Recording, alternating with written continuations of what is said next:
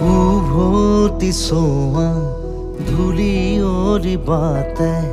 ধূলি হৈ হৈ উৰিব জীৱনী উজুতি খোৱা উচুপনিবোৰে ছবি হৈ হৈ কবহি কাহিনী সময়ৰে সুতি সুততে সুহুৰি সুৰুঙাৰে সৰকি সুঁৱৰি উভতি চোৱা ধূলি অৰিবাতে